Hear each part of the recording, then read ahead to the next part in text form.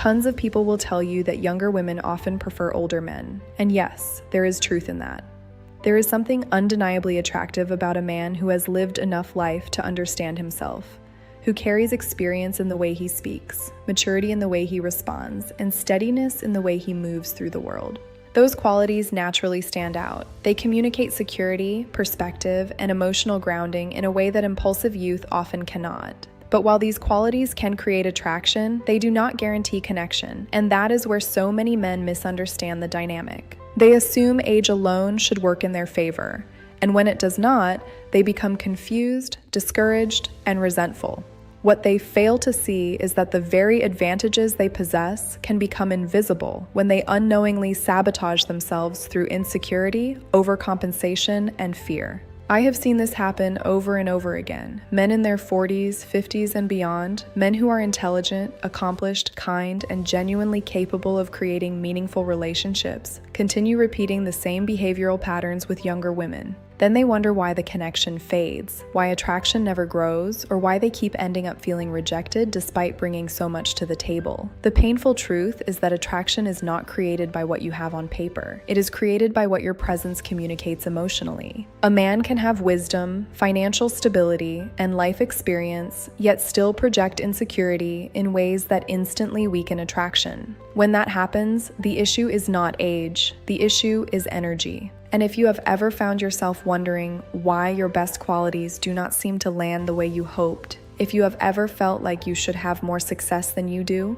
if you have ever been left confused because you thought your maturity would naturally make you desirable, then this conversation is for you. Have you ever walked away from an interaction replaying everything in your mind, wondering where things shifted? Have you ever felt that the more you tried to impress, the less interested she became?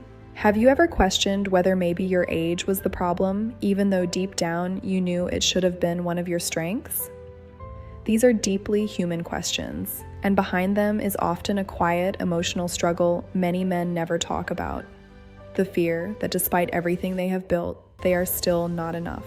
I'm Mary Smith, and here on Mindful Senior Living, we talk honestly about the emotional patterns that shape relationships, confidence, and the way people connect at every stage of life. Because what often looks like bad luck in dating is really a set of unconscious habits that can be understood and changed. And once you understand what is truly happening beneath the surface, everything begins to shift. Not because you become someone else, but because you finally stop undermining the man you already are. So let me ask you something. When you meet a woman you find attractive, especially a younger woman, what story starts running in your mind? Do you start thinking about what she might think of your age? Do you wonder whether you need to impress her quickly before she loses interest? Do you feel pressure to prove your worth before she sees your flaws? These thoughts matter more than most men realize because your internal dialogue shapes your external behavior. Attraction responds to what is unspoken. It responds to confidence, tension, ease, and self-belief. A woman may not consciously know why she feels drawn in or pulled away, but emotionally she feels the energy behind your words. And if the energy behind your words says, "I hope I'm enough," she feels uncertainty instead of attraction. The first and perhaps most damaging mistake older men make with younger women is idolizing her. This happens the moment a man decides she is above him. He sees her beauty, her youth, her energy, and instead of seeing another human being, he sees a prize. Suddenly, the interaction feels loaded with pressure. Every word matters too much. Every moment feels like a test. Instead of expressing himself naturally, he begins performing. He carefully chooses his words, avoids taking risks, and filters every reaction through the question, "Will this make her like me?" What feels like politeness on the surface is often fear underneath. This is where attraction quietly dies. Because when a man places a woman above him, he unconsciously places himself beneath her.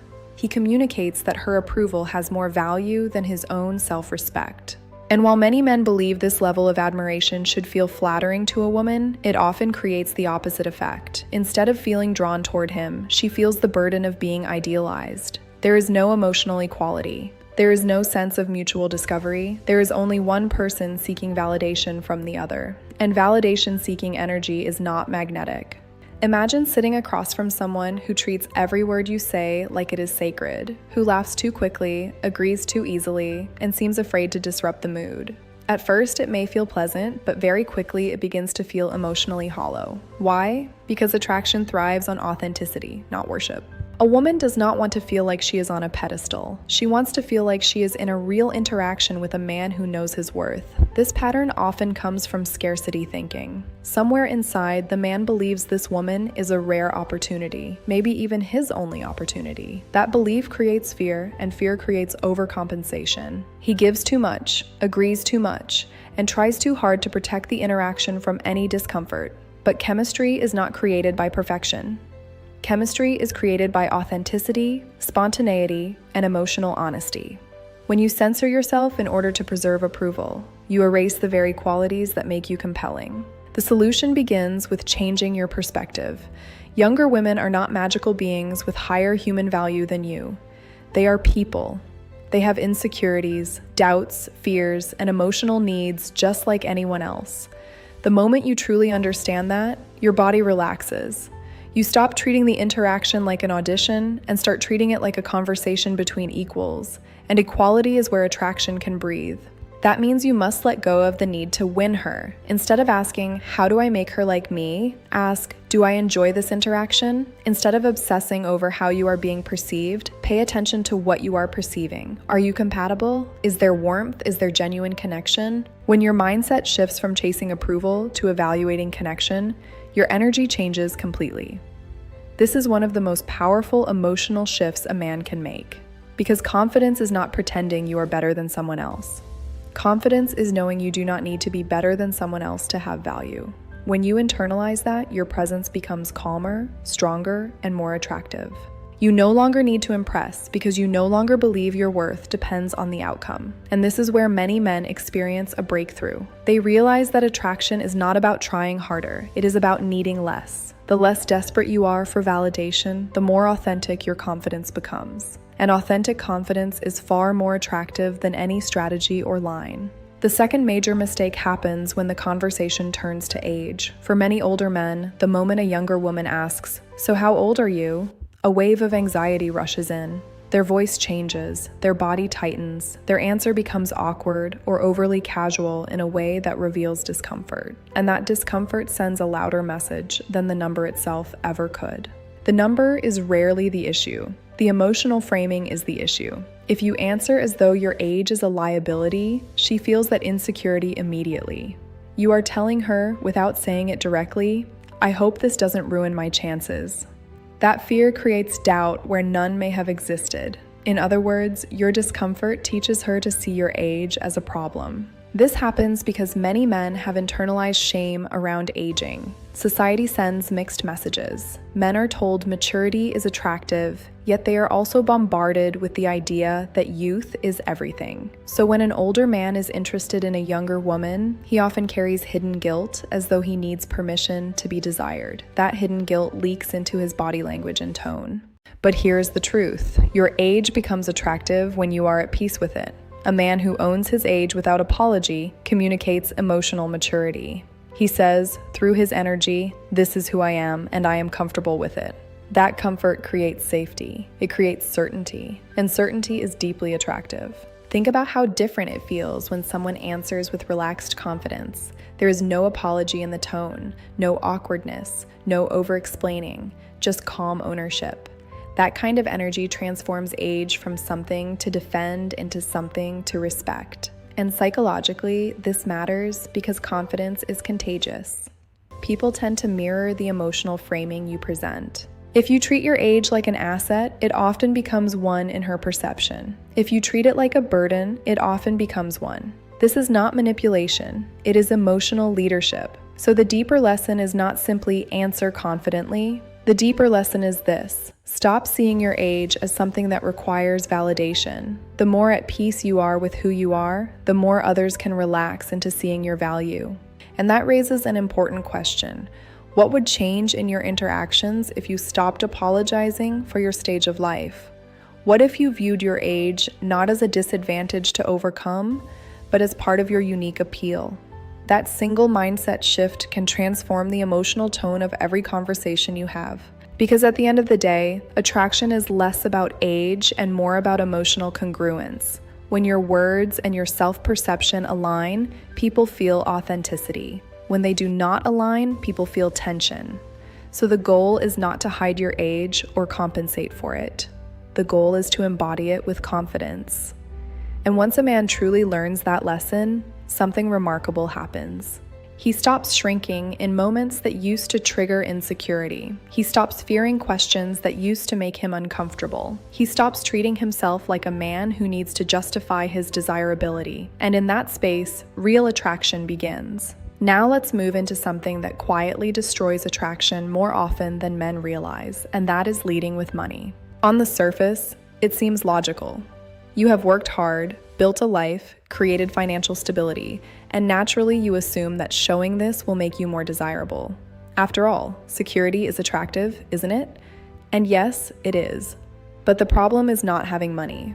The problem is using it as your primary language of value. Because the moment you lead with money, you unintentionally communicate something much deeper. You are relying on it to carry your identity. And women, especially emotionally intelligent women, can feel that immediately. They may not articulate it in those exact words, but they sense when a man is trying to impress rather than connect. When the conversation revolves around expensive experiences, luxury items, or subtle displays of wealth, it shifts the dynamic from human interaction to transaction. It stops being about, "Who are you?" and becomes, "What can you offer me?" And once that frame is established, it becomes very difficult to build anything meaningful on top of it. Let me ask you something honestly. Have you ever found yourself mentioning your success a little earlier than necessary in a conversation? Maybe you brought up your job, your lifestyle, or something you own, not because it naturally fit, but because you wanted her to see your value quickly. Maybe you thought, if she understands what I've achieved, she'll take me seriously. That impulse is more common than you think, and it usually comes from a subtle fear that who you are, without those external markers, might not be enough. But here is what happens psychologically. When you lead with money, you attract attention, yes, but not always the kind you want. You attract people who respond to what you have, not who you are. And even if the interaction continues, there is an invisible imbalance. You begin to wonder if she likes you or what you provide. That uncertainty slowly erodes your confidence, because deep down, you know the connection is conditional. And here's the part many men don't realize until much later. Even when a woman is not consciously trying to take advantage, if the dynamic is built around what you give rather than who you are, she may never fully invest emotionally. Not because she is a bad person, but because the foundation was never emotional to begin with. It was practical, convenient, or exciting on a surface level, but not deeply connecting. True attraction grows from emotional presence. It grows when a woman feels seen, heard, and engaged with. It grows when there is curiosity, playfulness, tension, and authenticity. None of those things can be bought. They can only be experienced.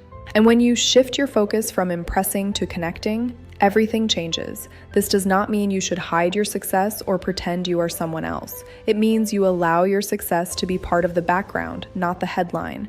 It becomes something she discovers over time rather than something you present upfront as proof of worth. And that discovery process is powerful because it creates intrigue.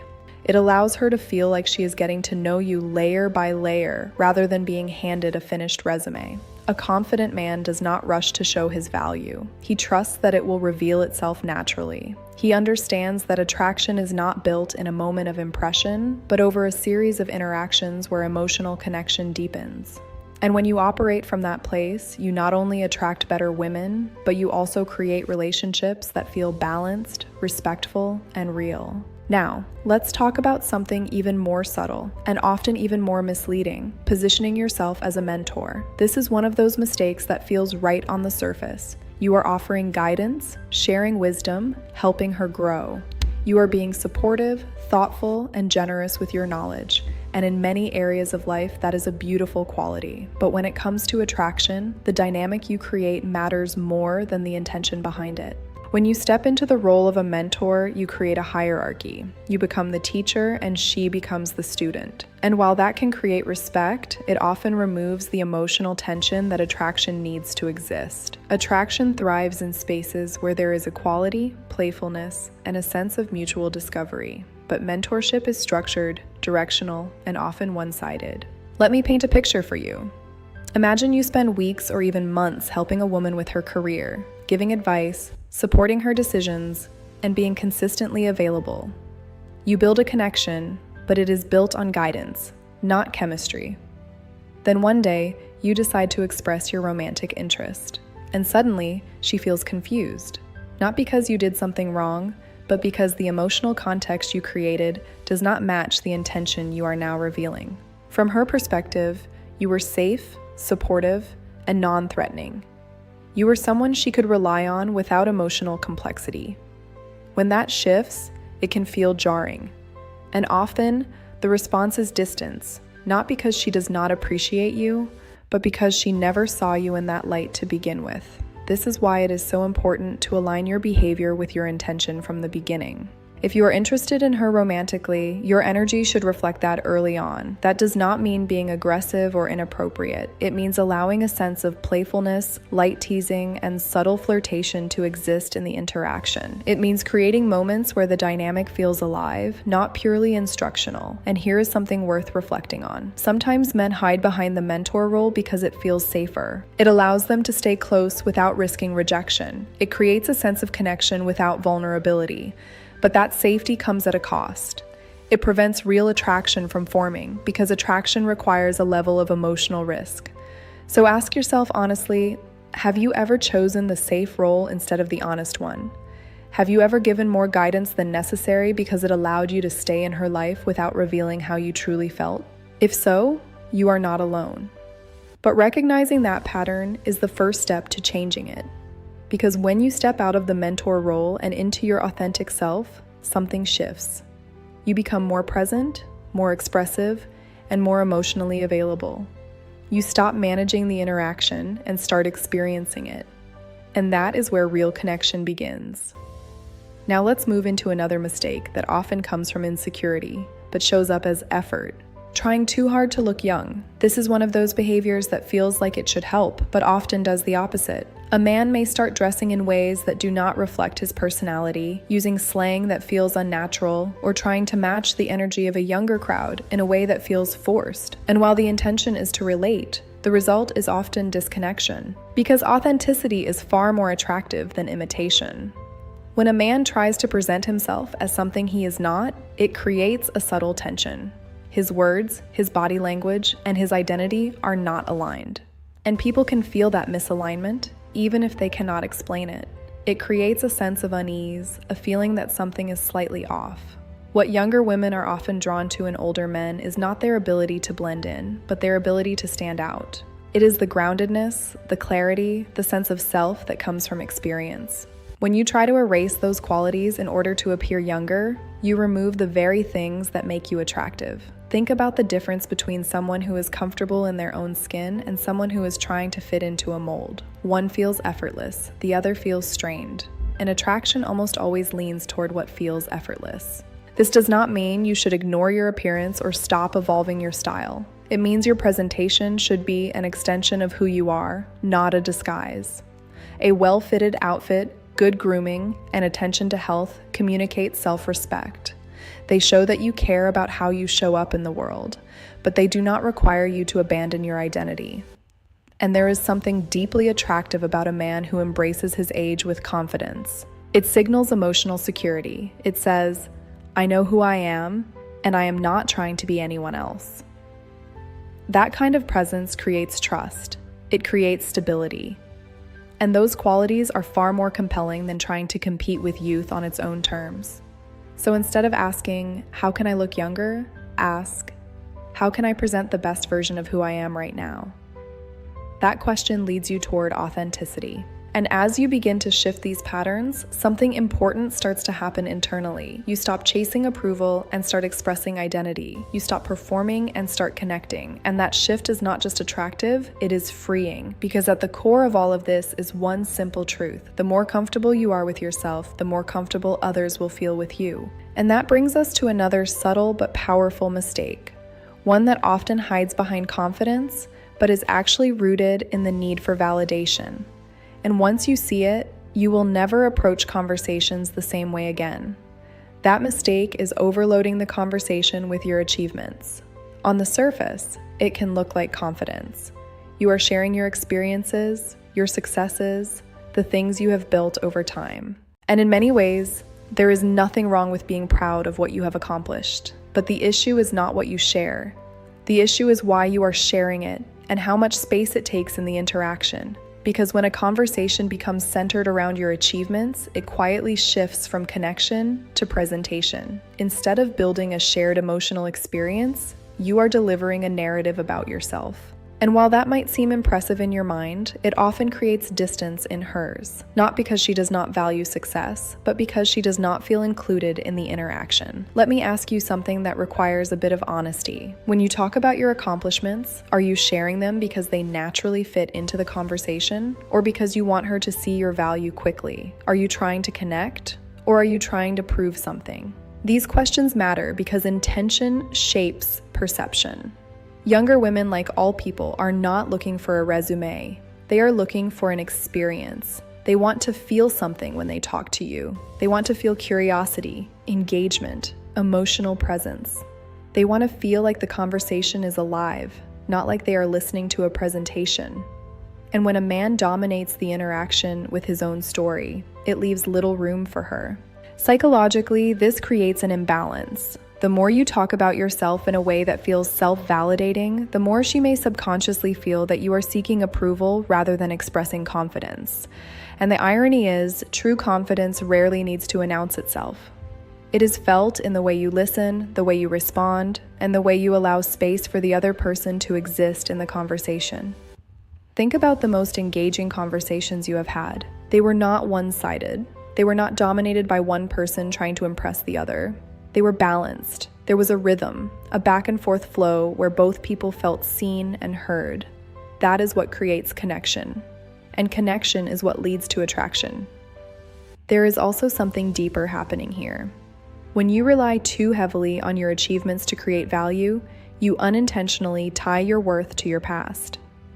You become the man who was successful rather than the man who is present.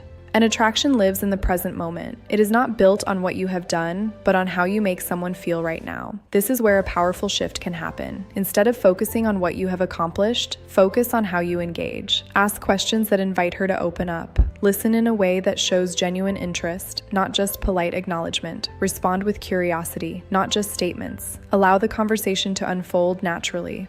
Allow the conversation to unfold naturally, rather than steering it toward topics that highlight your value. And here is something important to understand. When you stop trying to prove your worth becomes more visible, because it is no longer hidden behind effort. It shows up in your presence, in your calmness, in your ability to be fully engaged without needing to dominate. That is what makes someone feel comfortable, and comfort is the foundation of emotional attraction. Now let's talk about the final mistake, one that is often overlooked but has a powerful impact on how you are perceived: neglecting your physical presence. This is not about chasing perfection or trying to look like someone you are not. It is about alignment. It is about ensuring that the way you present yourself externally matches the value you carry internally. Over time, many men begin to rely solely on their experience, their personality, or their achievements. And while those things matter, they do not replace the importance of physical presence. Because whether we like it or not, people respond to what they see before they fully understand who you are. Let me ask you something directly. When you look at yourself objectively, do you feel that your appearance reflects the best version of you? Or have you slowly allowed comfort, routine, or neglect to lower the standard of how you show up? This is not about judgment. It is about awareness. Because the way you care for yourself communicates something without words. When grooming is neglected, when clothing feels careless, when health is ignored, it sends a message, not just to others, but to yourself. It says, I am not prioritizing myself. And that internal message affects your confidence more than you might realize. Because confidence is not just a mindset, it is reinforced by your actions. On the other hand, when you take care of your physical presence, something shifts internally. You stand differently, you move differently, you engage differently.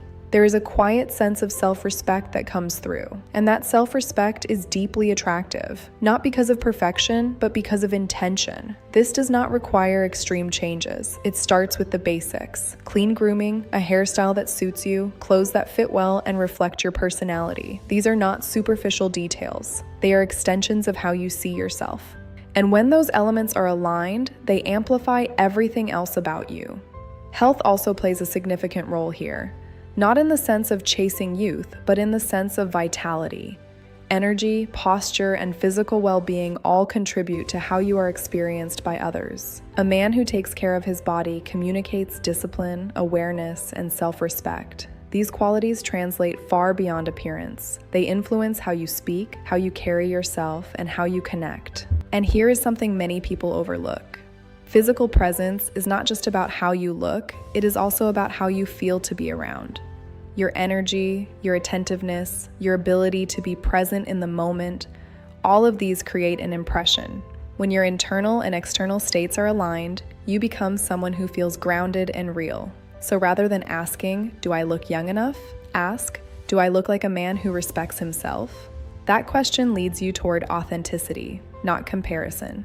And authenticity is what creates lasting attraction. As we bring all of this together, you may start to notice a pattern. Each of these mistakes, whether it is idolizing her, feeling insecure about your age, leading with money, hiding behind a mentor role, trying too hard to appear younger, over-talking about your achievements, or neglecting your presence, all of them stem from the same root: a disconnect from self-worth.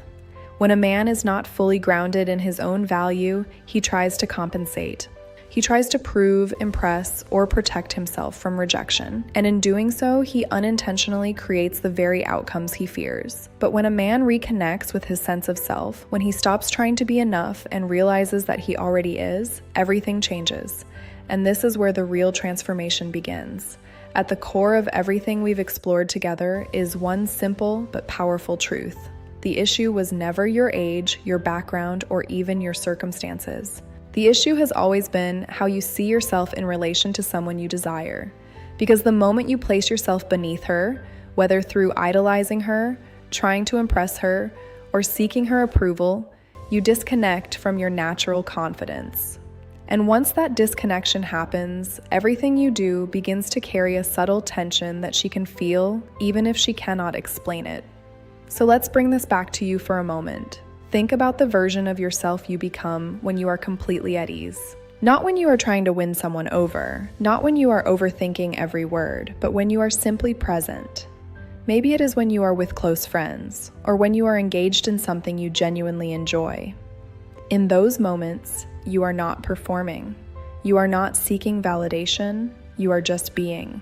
And in that state, you are naturally more relaxed, more expressive, and more real. That version of you is not lacking anything. That version of you does not need to prove his worth.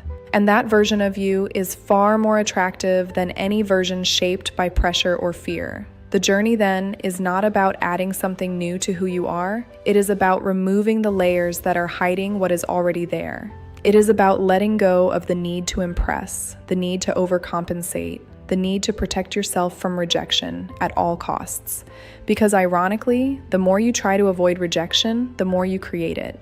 Not because you are not worthy, but because you are not showing up as your true self. When you stop idolizing, you create equality.